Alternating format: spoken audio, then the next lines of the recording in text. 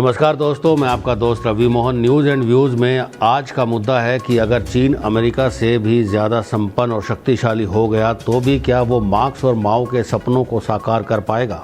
क्योंकि अभी हाल ही में चीन में मार्क्सवाद को अपनाने वाली चीनी कम्युनिस्ट पार्टी ने अपने 100 साल पूरे किए और वो कहीं ना कहीं अमेरिका की नकल करता हुआ दिखाई दे रहा है। चीनी कम्युनिस्ट पार्टी के शताब्दी समारोह में चीन के सर्वोच्च और एकमात्र नेता शी जिनपिंग ने जो भाषण दिया, उसने सारी दुनिया को यह बता दिया कि ये 19वीं और 20वीं सदी का चीन नहीं है, ये 21वीं सदी का चीन है और ये 21वीं सदी चीन की होने वाली है। वे दिन लद गए 1840 में, जब अफीम युद्ध के बाद चीन लगभग गुलाम देश बन गया था। सारे देश में सामंती व्यवस्था छा गई थी और आम आदमी भूख के मारे दम तोड़ता रहता था। चीनी सभ्यता और संस्कृति को दरी के नीचे सरका दिया गया था। चीनी कम्युनिस्ट पार्टी के उदय ने चीन को अपना गौरव लौटाया, विदेशी शिकंजों से मुक्त किया और जनता को निर्भय बनाया। उन्होंने अपने 1 घंटे के भाषण में जो सबसे तीखी बात कही वो ये कि जो भी देश चीन को धमकाना चाह रहे हैं वे समझ लें कि उनके सिर फूटते दिखाई देंगे और खून की नदियां बहेंगी। उनका स्पष्ट इशारा अमेरिका की तरफ था। अमेरिका आजकल चीन को लगभग हर क्षेत्र में चुनौती दे रहा है। इंडो पैसिफिक यानी कि हिंद प्रशांत महासागर क्षेत्र में वो भारत, जापान और ऑस्ट्रेलिया से मिलकर चीन को धमकाने की कोशिश कर रहा है। आसियान देशों को पटाकर वो चीन के खिलाफ मोर्चा खड़ा कर रहा है।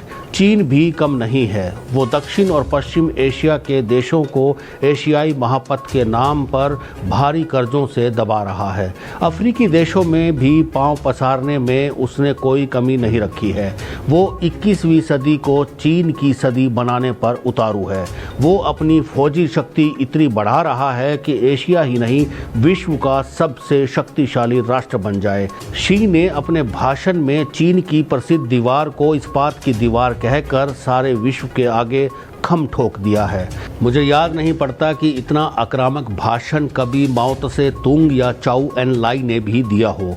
शी ने पुराने कम्युनिस्ट ढांचे का जो आधुनिकीकरण किया उसका जिक्र तो किया ही, ये भी कहा कि उनके कार्यकाल जो कि 2008 से अब तक का रहा है उसमें गरीबी का उन्मूलन हुआ, फौज का आधुनिकीकरण हुआ और अब जब कम्युनिस्ट चीन की 2049 में 100वीं जयंती होगी तब तक चीन सच्चे अर्थों में महान समाजवादी राष्ट्र बन जाएगा। उन्होंने हांगकांग और ताइवान को भी पूर्ण कब्जे में लाने की घोषणा की है। शी जिनपिंग का पूरा भाषण सुनकर ये बिल्कुल नहीं लगता कि ये किसी मार्क्स या एंजल्स या लेनिन के अनुयायी का भाषण है। ये भी नहीं लगा कि ये माओ के समाजवादी विचारों को लागू करने के संकल्प का द्योतक है। ये समाजवाद तो क्या हर किसी को उग्र राष्ट्रवाद का नगाड़ा पीटने वाला भाषण लगा होगा। चीनी नागरिकों को अपने दैनंदिन जीवन में अमेरिका ढर्रे पर चलाने की योजना के अलावा इसमें कौन सा समाजवादी समता मूलक विचार प्रकट किया गया है। शी के भाषण में पूंजीवादी, भोगवादी, अंध राष्ट्रवादी ध्वनियों के अलावा क्या था। चीन में समृद्धि जरूर आई है, लेकिन वहाँ ऊंचे उठ रहे अमीरी के पहाड़ और नीचे खुद रही गरीबी की खाइयाँ देखकर दिल दहल जाता है। नया चीन बन रहा है, इसमें शक नहीं, लेकिन क्या चीन में नया समाज बन रहा है। चीन अमेरिका को अपना सबसे बड़ा दुश्मन मान रहा है, लेकिन वो भी उसकी कार्बन कॉपी ही बनता जा रहा है। यदि चीन अमेरिका से भी ज़्यादा संपन्न और शक्तिशाली हो गया तो भी क्या वो मार्क्स और माओ के सपनों को साकार कर पाएगा। दोस्तों, आज के इस मुद्दे पर आपको ये बेबाक बातचीत कैसी लगी? आप इस वीडियो को लाइक और शेयर करते हुए अपना कमेंट जरूर लिखिएगा। ऐसे ही कुछ नए मुद्दों पर जानकारी के लिए आप हमारे इस चैनल को सब्सक्राइब करें। आप सब अपने परिवारजन के साथ हमेशा खुश और स्वस्थ रहें। अब आप अपने दोस्त रवि मोहन को दीजिए इजाज़त। News and views with Ravi Mohan के अगले अंक में फिर किसी नए मुद्दे को लेकर मुलाकात होगी। जय हिंद, जय भारत।